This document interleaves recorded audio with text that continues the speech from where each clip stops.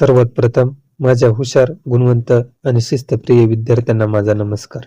मी विशाल sir पुन्हा एकदा आपल्या स्टडी अप या यूट्यूब चॅनलवरती सरसे स्वागत करत आहे. आजच्या व्हिडिओमध्ये गुरुत्वाकर्षण हे प्रकरण आपण बघत होतो. मग या पहिल्या जो काही व्हिडिओ असेल या व्हिडिओमध्ये आपण केप्लरचे 3 नियम, अभिकेंद्रिकी बल हे कव्हर केलेले होते. आत्ता या व्हिडिओमध्ये न्यूटनचा औष्णिक गुरुत्वाकर्षणाचा सिद्धांत आपण बघणार आहोत. म्हणजे काही न्यूटन, सर आयझॅक न्यूटन शास्त्रज्ञ होते. यांनी 9वीच्या पुस्तकात जो काही अभ्यासक्रम होता यामध्ये न्यूटनचे गतिविषयक 3 समीकरणे आणि 3 नियम बघितलेले होते. अगदी त्याच प्रकारे जो काही गुरुत्वाकर्षणाचा सिद्धांत आहे हा न्यूटनचा औष्णिक आहे, म्हणजे युनिव्हर्सल लॉ आहे. युनिव्हर्सल म्हणल्यावरती सर्वत्र काय झालेलं आहे, हा जो काही गुरुत्वाकर्षण आहे, हे जे काही गुरुत्वाकर्षण आहे हे मांडण्याचा प्रयत्न केलेला आहे. मग वरील निरीक्षणावरून आपल्याला केप्लरचे 3 नियम लक्षात आले आणि न्यूटनने याच्या गुरुत्वाकर्षणाचा सिद्धांत, औष्णिक गुरुत्वाकर्षणाचा सिद्धांत मांडण्याचा प्रयत्न केलेला आहे. या सिद्धांतानुसार विश्वातल्या प्रत्येक वस्तू व इतर प्रत्येक वस्तूला ठराविक बलाने काय करत असते, ती आकर्षित करत असते. हे आपण मागेच बघितलेले. यामध्ये असं लक्षात ठेवायचं की हे बल एकमेकांना आकर्षित करणाऱ्या वस्तूच्या वस्तुमानाच्या गुणाकाराशी समानुपाती व त्यामधील अंतराच्या वर्गाच्या व्यस्तनुपाती असते. मग इथं लक्षात ठेवायचे तर जे काही बल 2 वस्तूंमध्ये आकर्षित करत असते, हे आकर्षित करत असताना एकमेकांचे जे काही वस्तूचे वस्तुमान असेल, मग एखादी वस्तू असेल मग त्याला m1 नाव दिलं आणि एखादी दुसरी वस्तू असेल तिला m2 नाव दिलं, तर ही जी काही वस्तू आहे ही एक वस्तू आहे आणि ही 2 नंबर म्हणजे दुसरी वस्तू आहे. मग यांचे वस्तूच्या वस्तुमान सांगितलेले आहे. मग याचं वस्तुमान, याचं वेगळं वस्तुमान असेल आणि या वस्तूचं वस्तुमान वेगळं असते.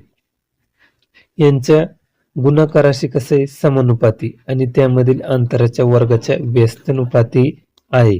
मग इथं वस्तूच्या वस्तुमानाच्या गुणाकाराशी समानुपाती आणि 2 वस्तूच्या अंतराच्या वर्गाच्या व्यस्तनुपाती असते. हे 2 लक्षात ठेवायचे आहे ते.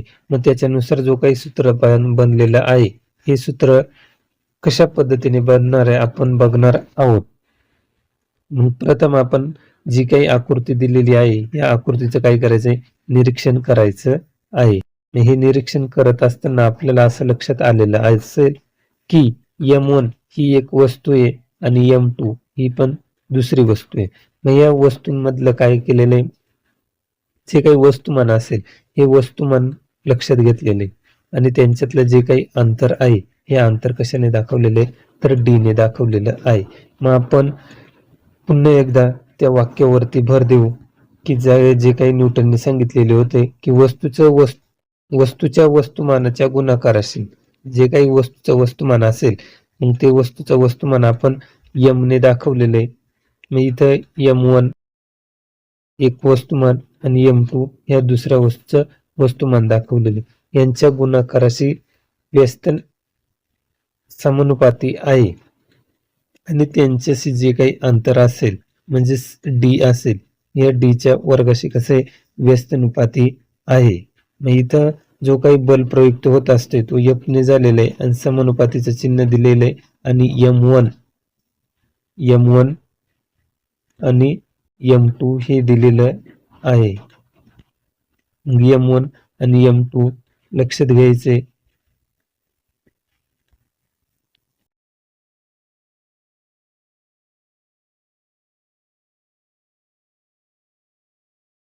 बल प्रयुक्त झालेलं f बरोबर m1 गुणुले m2. हे कसं आहे, त्यांना समानुपाती आहे आणि जो काही अंतर असेल त्या वस्तूंमधील अंतराच्या वर्गाशी कसे व्यस्तनुपाती आहे. मग इथपर्यंत आपण बघितलं तर त्यांच्यातला जो काही बदल असतोय हा बदल आपण समजून घ्यायचा आहे. मग हे जे काही m1 आणि m2 आहे यांना कसे समानुपाती आणि या बलाला जे काही अंतर असेल हे अंतर कसे व्यस्तनुपाती आहे हे लक्षात घ्यायचे. मग याच्यानुसार आपल्याला जे काही सूत्र बनत असते हे सूत्र आपण लक्षात ठेवणार आहोत. मग F बरोबर G M गुणिले M2 भागिले D चा वर्ग. हे लक्षात ठेवल्यानंतर आपल्याला असं लक्षात येईल की दोन वस्तूंमधील जर एकाच वस्तूचे वस्तुमान दुप्पट केले, आता जर दोन्ही समान वस्तू असतील किंवा एखाद्या वस्तूचं वस्तुमान दुप्पट केलं आणि दुसऱ्या वस्तूचं वस्तुमान कमी केलं किंवा दोन्ही सर्कलमध्ये असतील, समान मापाचे असतील किंवा अनियमित आकाराचे असतील, तर त्यांच्या वेळेस काय होत आहे हे आपल्याला बघायचं आहे. मग दोन वस्तूंपैकी जर एका वस्तूचं वस्तुमान दुप्पट केलं तर या नियमानुसार आपल्याला काय झालेलं असते, गुरुत्वीय बल हे काय होईल, दुप्पट झालेलं असते. जर दोन वस्तूंपैकी एका वस्तूचे वस्तुमान दुप्पट केले, तसेच दोन वस्तूंमधील अंतर, आता अंतर जर दुप्पट केले तर त्याच्यातलं जे काही बल असेल हे बल 1/4 होत असते, हे लक्षात ठेवायचं. आणि जेव्हा वस्तू गोलाकृती असतील किंवा वर्तुळाकार असतील तर त्याच वेळेस त्यामधील जे काही बल असते हे बल काढण्यासाठी केंद्रकाशी जोडणाऱ्या ज्या काही सरळ रेषा असते व त्या केंद्रकाशी जोडणारे जी काही रेषाखंडाची लांबी असते यामधील अंतर म्हणून धरली जात असते. जर त्या वस्तू गोल व अनियमित आकाराच्या नसतील, त्यांचा आकार जर गोल किंवा सारखा जर नसेल तर बल त्यांच्या वस्तुमान केंद्रकाशी जोडणारा जो काही रेषाखंड असेल, म्हणजेच डी साठी काय केलेले जाते, रेषाखंडाची लांबी घेतली जाते, हे लक्षात ठेवायचं आहे. त्यानंतर आपल्याला परीक्षेत काय विचारलं जाईल हेच महत्वाचं आहे. मग इथं काय, जे काही औष्णिक गुरुत्वाकर्षणाचा सिद्धांत आहे याच्यातलं जे काही सूत्र F बरोबर G M गुणिले M2 भागिले D चा वर्ग हा आपण लक्षात ठेवणार आहोत. तसंच त्यांच्यातली जे काही G चं मूल्य आहे हे G च्या मूल्यावरती आपल्याला प्रश्न विचारला जात असतोय. मग इथं काय केलेले, जे काही G चं एकक आहे हे एकक आपल्याला या ठिकाणी दिलेलं आहे. मग ते काय, न्यूटन मीटर पर kg स्क्वेअर आहे. आणि G चं मूल्य सुद्धा विचारले जात असते, ते 6.673 गुणिले 10⁻11 न्यूटन मीटर पर kg स्क्वेअर आहे, हे लक्षात ठेवायचे. तसंच या गुरुत्वीय बलाचा जर विचार केला तर आपल्याला SI पद्धतीचे प्रणालीचे जर एकक जे काही मूल्य असेल हे मूल्य त्याच्या वस्तुमानाच्या एवढेच असते. मग जसं एखाद्या वस्तूचं वस्तुमान हे जर 1 किलो असेल, दोन वस्तूचं वस्तुमान हे 1 किलो असेल आणि त्यांच्यातली एकमेकांपासून अंतर हे 1 मीटरवर असेल, तर त्यांच्यातलं जे काही गुरुत्वीय बल असते हे गुरुत्वीय बल त्यांच्या मूल्य एवढेच असते, हे समजून घ्यायचं आहे. त्यानंतर पुढे आल्यानंतर एखाद्या वस्तूच्या वस्तुमान केंद्रक हे त्या वस्तूतील आतील किंवा बाहेरील दोन बिंदू असते ते ज्यामध्ये वस्तूचे सर्व वस्तुमान केंद्रित असते असे मानू शकतो. एक समान घनता असलेल्या गोलाकृती वस्तूचे वस्तुमान केंद्र गोलीय भूमितीय केंद्र असते. कोणतीही समान घनता असलेल्या वस्तूचे वस्तुमान केंद्र त्यांच्या मध्यवर्ती बिंदूवरती असते, हे लक्षात घ्यायचं आहे. तसंच जे काही गुरुत्वाकर्षणाचे नियम सांगताना बल हे अंतराच्या वर्गाच्या व्यस्त प्रमाणात असल्याने प्रतिपादन न्यूटनने कशा आधारे केलेलं आहे यासाठी केप्लरचे तिसऱ्या नियमाची मदत केलेली ही कशी आपण बघणार आहोत. मग इथं आपल्याला काय करायचे, एक समान वर्तुळाकार गती आणि अभिकेंद्रीय बलाचे काय करायचे, परिणाम बघायचे आहेत. मग हे परिणाम बघत असताना आपल्याला जी काही वस्तू असेल ही वस्तूची त्रिज्या आणि त्याच्यातलं असणारं अंतर, तिचं वस्तुमान याचा आपल्याला काय करायचे, विचार करायचा आहे. मग इथं असलेली गतिमान असलेली वस्तूवर केंद्रकाकडे निर्देशित अभिकेंद्रिय बल प्रयुक्त होत असते, हे आपण बघितलेलं आहे. मग या वस्तूचे वस्तुमान M ने, तर कक्षेची जी काही त्रिज्या असेल ती R ने व तिची जी काही चाल असेल ती V ने दर्शवल्यात बलाचे परिणाम हे आपल्याला काय दिसत असते, M व्हीचा वर्ग छेद आर एवढे असते. हे गणितीय क्रिया काय करायची दाखवायचं आहे.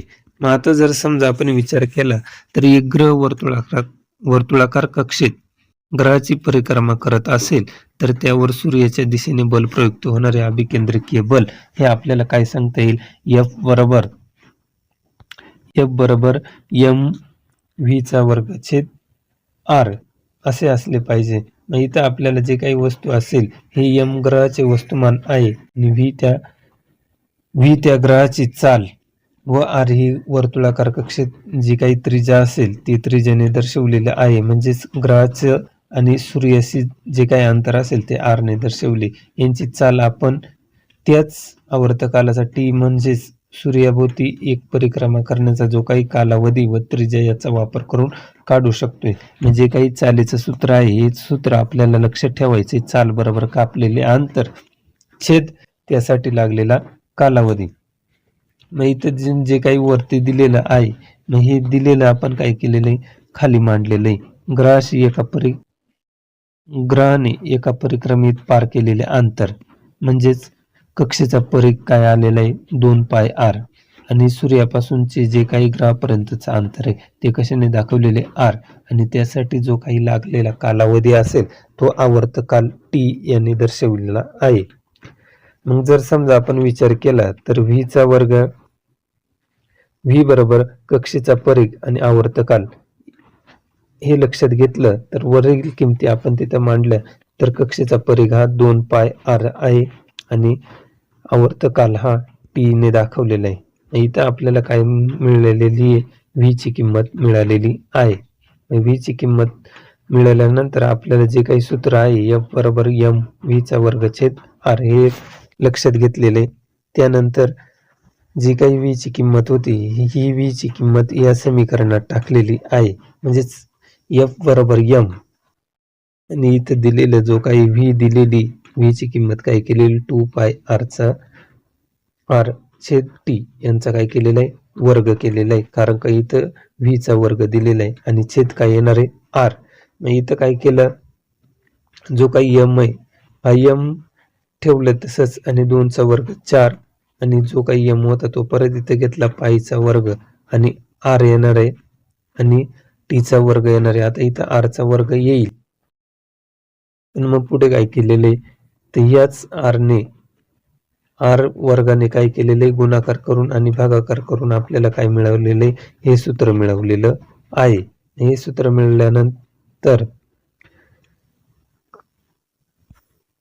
मिळवल्यानंतर आपण परत जर विचार केला तर पुढे काय झालेले एफ बरोबर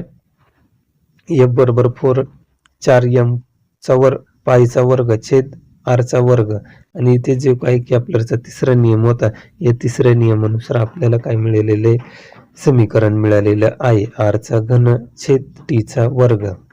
कॅपलरच्या तिसऱ्या नियमापासून टीचा वर्ग छेद आरचा घन जर विचार केला तर हे कसं स्थिर आहे. म्हणूनच एफ बरोबर 4m पाईचा वर्ग छेद आरचा वर्ग असतोय. पण इथं काय केलंय त्यांनी 4m पाईचा वर्ग छेद के हा स्थिर आहे म्हणून एफ बरोबर समानुपाती कसं दाखवलेलं आहे 1/r चा वर्ग.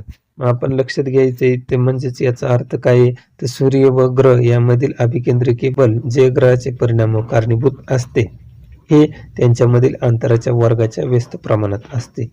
हेच गुरुत्वीय बल असून ते अंतराच्या वर्गाच्या व्यस्त प्रमाणात असते असा न्यूटनचा निष्कर्ष काढला आणि गुरुत्वाकर्षणाने हे बल निसर्गातील इतर बलाच्या तुलनेत अत्यंत क्षीण असते परंतु हे संपूर्ण विश्वावर नियंत्रण करते व विश्वाचे भवितव्य निश्चित करते. ग्रह व तारे या विश्वातील इतर घटक याच प्रचंड वस्तुमानामुळे शक्य झालेले आहे हे लक्षात ठेवायचं आहे. त्यानंतर जे काही सोडवलेली उदाहरणं असतील हे उदाहरण आपण शेवटच्या व्हिडिओमध्ये बघू. तोपर्यंत तुम्हाला माहित आहे का हे लक्षात घ्यायचे समुद्रात नियमितपणे येणारी भरती ओटी ही बदलत असते हे तुम्हाला माहीतच असेल. एका किनाऱ्यावरील समुद्राची पाण्याची पातळी ही दिवसातून नियमित कालावधीत 2 वेळा वाढते व कमी होते. वेगवेगळ्या स्थानावरून भरती व ओटीची वेळ ही वेगवेगळी असते. समुद्राच्या पाण्याची पातळी चंद्राच्या गुरुत्वीय आकर्षणामुळे काय झालेली बदलत असते. या बदलामुळे चंद्राच्या दिशेने झालेला पाण्याचा फुगवटा तयार होतो. त्यामुळे या स्थानावर भरती येते व त्या स्थानापासून आपल्याला आकृतीत दाखवल्याप्रमाणे 90 अंश कोन असलेल्या पृथ्वीवरील स्थानावर पाण्याची पातळी ही कमी होते व तेथे ओहोटी येत असते. हे लक्षात ठेवायचं आहे. त्यानंतर छोटासा पॉइंट आपण बघणार आहोत, पृथ्वीचे गुरुत्वीय बल. आता पृथ्वीचे गुरुत्वीय बल बघत असताना त्याच्यातल्या काही दोन आपल्याला कन्सेप्ट दिलेल्या आहेत. क्षितिज लंब दिशेने सरळ वर फेकलेला दगडाचा वेग एक समान असेल काय, किंवा जो काही दगड असेल हा दगड वरती जात असतो का, परत जमिनीकडे येईल का, पृथ्वीकडे परत खेचत असतोय का. तर जे काही पृथ्वीचे गुरुत्वीय बल आहे, हे गुरुत्वीय बल काय करायचे समजून घ्यायचे. मग पृथ्वी तिच्या जवळील सर्व वस्तू गुरुत्वीय बलाने स्वतःकडे काय करत असते, आकर्षित करत असते, हे समजून घ्यायचे. त्यानंतर पृथ्वीचे वस्तुमान केंद्र तिच्या केंद्रबिंदूत असते, म्हणून कोणत्याही वस्तूवरील पृथ्वीचे गुरुत्वीय बल हे पृथ्वीच्या केंद्रकाच्या दिशेने काय करत असते, प्रयुक्त झालेलं असते. म्हणून या बलामुळे वस्तू क्षितिज लंब दिशेने सरळ खाली पडते. तसंच आपण जेव्हा एखादी दगड क्षितिज लंब दिशेने सरळ वर फेकतो, तेव्हा हे बल त्याला खाली काय करत असते, खेचत असते. म्हणजे जर समजा तुम्ही एखादा दगड पृथ्वीपासून वरती जर फेकला, तर वरती फेकल्यानंतर तो क्षितिज लंब म्हणजे त्यांच्यात 90 अंशाचा कोन असेलच, पण ही जी काही पृथ्वी काय करत असते तर तिला स्वतःकडे खेचत असते, हे समजून घ्यायचे. मग जेव्हा आपण एखादा दगड क्षितिज लंब दिशेने सरळ वर फेकतो, तेव्हा हे बल खाली खेचत असते व त्यांचा वेगही कमी होत असतोय. इथून आपण जास्त बल लावल्यानंतर उंच जाईल. त्यानंतर एखाद्या ठिकाणी विशिष्ट ठिकाणी जाऊन जो काही बल असेल त्याचा वेग काय होणार आहे, त्या दगडाचा वेग काय होईल, 0 होईल आणि पुन्हा तो काय झालेला असतोय, पृथ्वीकडे खेचलेला जात असतोय. मग इथे सतत त्याचा वेगही कमी होत असतोय. तसंच प्रयुक्त होत असणाऱ्या या बलाचा दगडाचा वेग हा काही काळाने 0 होतो व त्याच बलामुळे दगड खाली येतो. यालाच पृथ्वीचे गुरुत्वीय बल असं म्हणत असते ते. म्हणजेच काय, एखादी वस्तू आपण वरती फेकल्यानंतर ती काय होणार आहे, तिचा जो काही वेग असेल हा वेग त्या ठिकाणी 0 होईल आणि पुन्हा पृथ्वीकडे खेचली जात असते, हे लक्षात घ्यायचं आहे. बाकीचं राहिलेला भाग पुढच्या व्हिडिओमध्ये बघू.